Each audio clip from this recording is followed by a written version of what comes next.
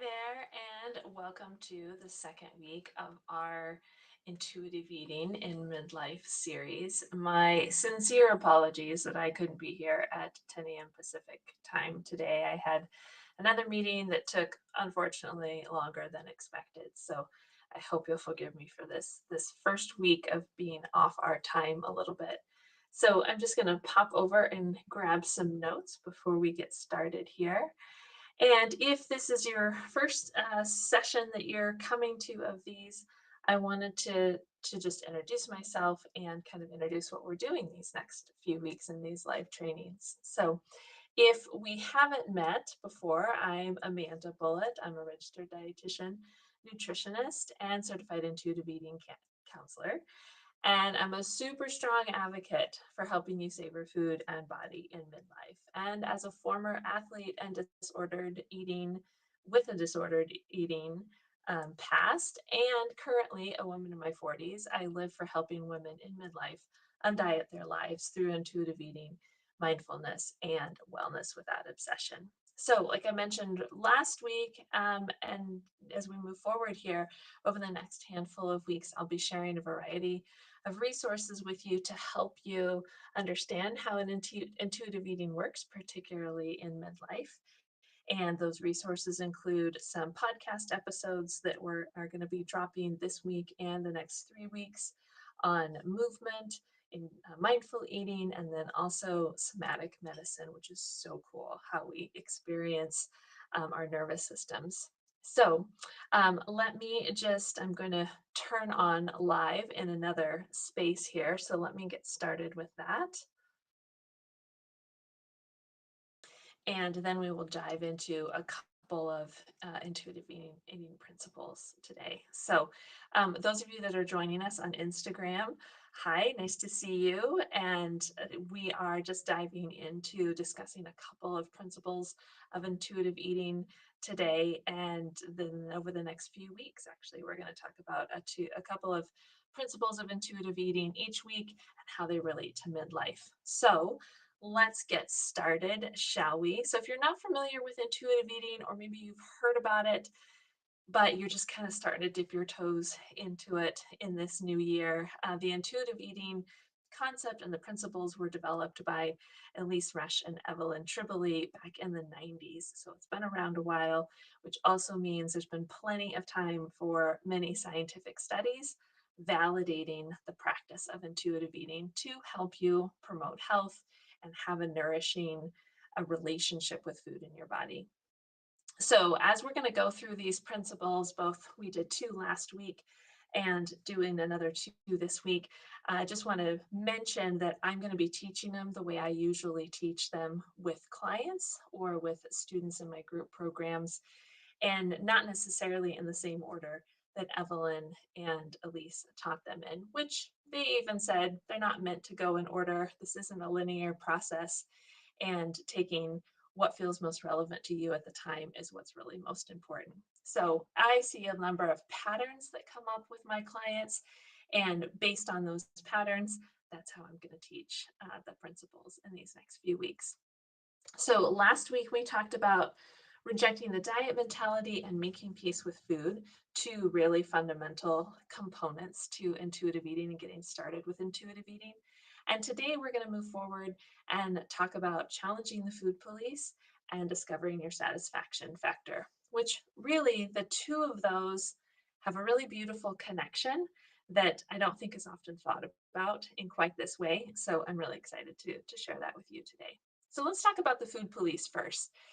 And it's really, I kind of have to laugh because going to grad school, becoming a dietitian, and if you ever tell anybody that you're a dietitian, they think you're the food police. They think you're a food police with a bunch of letters after your name and that you only ever eat healthy food.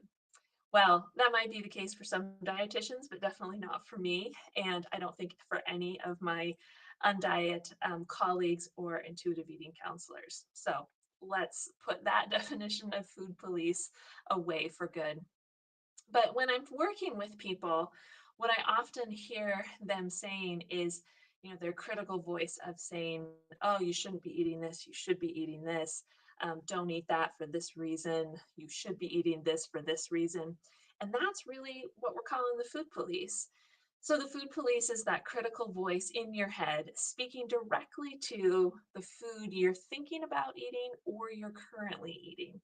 It's slightly different than the inner critic who shames you, maybe your body size or shape, but they're close siblings, very close siblings, as we'll get into as we go through these weeks. So, my clients often describe the food police in a couple of different ways. There's the health police and the don't gain weight police. And those two could bleed together also, but we'll just keep it as simple as we can for today. So these two critics are also related, thanks again to diet culture. They're relating that health piece and that weight piece because diet culture is assuming that if you're in a larger body or you get fat, you'll no longer be healthy, which we know that there's no scientific evidence to support this link. There might be a correlation in some of the scientific studies, which happen to be very short lived scientific studies, by the way, usually less than 2 years, way less than 2 years for many of them. And so there really isn't this direct causation between body size and health. So totally different topic and a much, much bigger one, a very important one that I invite you to dive into, and we may dive into on these lives at another time as well. But I just wanted to drop that in here so that you kind of understand if you're someone who has these food policing thoughts creeping up, that's really what's going on behind the scenes. Is this messaging that you've gotten that health relates to weight, weight relates to health, and X, Y, and Z? So, some examples of the food police and weight police. Let's jump into those. So the health police might sound something like, you shouldn't eat sugar, you'll get diabetes. If you have diabetes in your family, maybe as a woman in midlife, you've been noticing that your blood sugar is slowly creeping up. So you might get this thought, this health policing thought that says, oh, you should stay away from the sugar because you'll get full blown diabetes, or carbs, or whatever. Stay away from those two. You might also hear you shouldn't eat fast food because you'll get heart disease, or you'll increase your cholesterol, or you'll maybe even cancer. Could go a lot of different health directions with this one. So again, there's usually with this health police part, there's usually some shoulding going on. You should eat this, you shouldn't eat this for X, Y, and Z health reason. Now, the weight police, again, they're really close siblings, close cousins, you might say. And the weight police might sound something like, don't eat carbs or you'll gain weight. So they might not be exactly tied to the whole blood sugar thing, but they're going to just drop it right into that weight conversation.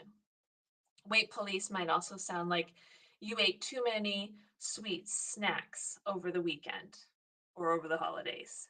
You better get back on track. It's January, you better get back on track. Or it's Monday, you better get back on track. And really, what that back on track means is rein yourself in, stop eating the sweets, stop eating the snacks, or you'll gain weight. So, again, those are some examples of weight police and health police. So now let's talk about the satisfaction factor, discovering your satisfaction factor, and then I'll bring these two together. You can see how they relate. So the satisfaction factor can really help you deal with those food policing thoughts. And this is where we're going to bring in some mindfulness practices, which I think is just so cool and a pretty nuanced part of these principles that's not often talked about. So when I'm teaching clients and students about intuitive eating, I intentionally talk about satisfaction before I talk about hunger.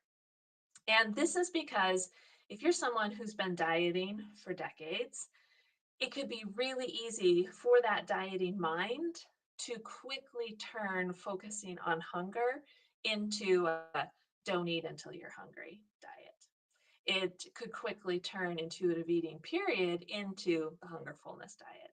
And so we're not going to go there because you're doing this because you want to do something different. So you've probably already been doing that whole I don't eat until I'm hungry thing for years. And that probably hasn't worked, so that's why you're here. So let's do something. So let's do something different. So instead, we're going to build this skill of satisfaction awareness. So, what is satisfaction awareness? Well, here's some examples. Satisfaction awareness might look like, what does it mean to like what you're eating? Do you even like what you're eating? If you're a person that has spent decades shoulding on yourself of what you should be eating, and now you're trying something different, you come into intuitive eating, you might go, yeah, I don't really like the spinach salad the way that I thought that I did. Okay, cool. That's part of learning to find the satisfaction factor. So another examples of satisfaction awareness can include, like, how do you choose food from a place of desire versus this shoulding? I desire to have the chips with my sandwich, not, you shouldn't have any chips with your sandwich because you're already eating the bread, and that would just be way too much carbs, junk food, whatever, junk food. So basically, when we're talking about satisfaction awareness, we're asking, inviting you to consider, do you like what you're eating? Why or why not? And how could you change that in whatever way is easy and accessible to you? Don't get hung up on how fancy it is and doesn't need to be expensive. That could be a whole nother topic in and of itself, too. But basically, just checking in. Do you like what you're eating? And if not, then how can we help you change that? That's what that is. Discovering your satisfaction factor involves a mindfulness skill set. So when you make food choices, like even before you go in to eat, you're asking yourself to be mindful around, like, hey, what do I want to eat? Do I want something sweet? Do I want something savory? Do I want something spicy? You have to be mindful in that moment to even really know if what you want to eat. Which for many people, if you've been dieting and following lists and plans for years and years and years, you don't know what it's like to ask yourself what to eat. And that's okay. That's part of the unlearning of this whole process. So when you're asking yourself, you might include things like, do I want something sweet? Do I want something savory, spicy, herby, herbaceous? Something hot, cold, room temperature, something creamy, crunchy, or maybe something in between, like a salad with some creamy dressing on it. So as you start to eat whatever it is you choose, you want to continue this mindfulness practice by asking yourself, is this food I'm eating satisfying? Is it what I was expecting? If so, awesome, you hit the nail on the head. Great. If not, how would you change that? Maybe you need some more dressing on those crunchy vegetables to balance out the crunch and the creaminess. Maybe there's not enough flavor in what you're eating. So you might want to add some more salt or add some more spice from some hot sauce or herbiness with some pesto or something like that. Again, I'm recognizing that there is a lot of privilege in being able to go and fix your food if you want to. I'm also recognizing that it is not realistic to think that every eating experience is always going to be satisfying. So please don't get hung up on that. The idea of just being mindful around stopping and asking yourself, do you like what you're eating? What do you like about it? That is the point. Whether you can fix it in that moment is not the point. The point is that practice of, I am in the moment with my food. So, the beauty of these mindfulness practices and being able to hone in on these food qualities in the present moment is that your brain has a really hard time criticizing your food choices, criticizing you. At the same time, it's trying to think about the taste, the textures, the temperatures of those food choices. So we might think that we are amazing multitaskers, but we're really not very good at it, especially when it comes to taking care of ourselves and nourishing ourselves. So when you can be present with the food, it not only allows you to savor that eating experience much better, but it also helps turn down that noise from that food police critic. And that helps you move forward in getting to know your experience with food a little bit better. There's a key phrase with all of this, and this will be true for any of the principles that we're going through in the next few weeks is practice, not perfection.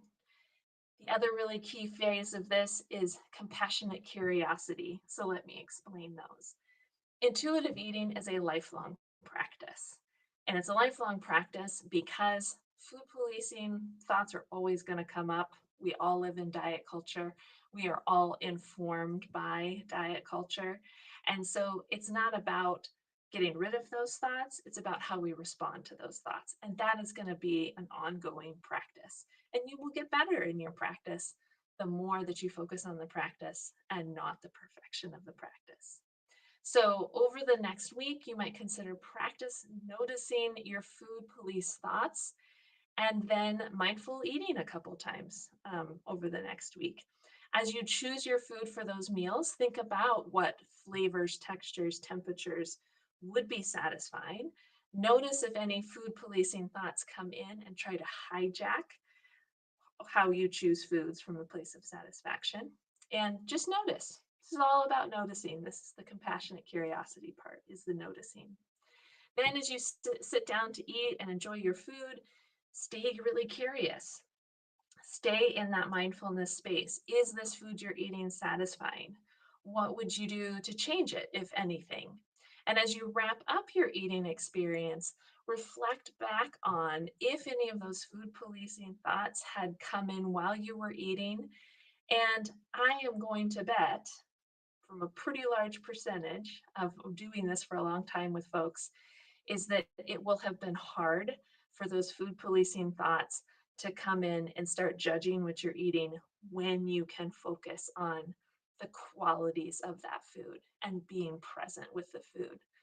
Now, the after the meal experience, that could be a whole different ballgame, and we are going to get into that in the coming weeks as we continue to explore these principles. So again, remember to stay compassionately curious about your eating experiences. And next week, we're going to talk about the hunger fullness spectrum and how satisfaction plays a role into that. So until then, keep savoring food and your body. And if you have any questions, you can find me at alpinenutrition.org.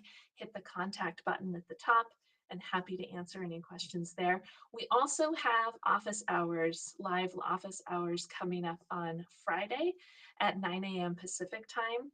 And there will be a link below, at least on Facebook and YouTube, to sign up for those office hours. They're completely free, and it's a great place to come, hang out, ask questions about intuitive eating or nutrition in midlife. And I would love to see you there. For you guys on Instagram, I will include a link to sign up for those office hours in the bio. So until next time, have a great week, savoring food in your body. Take care.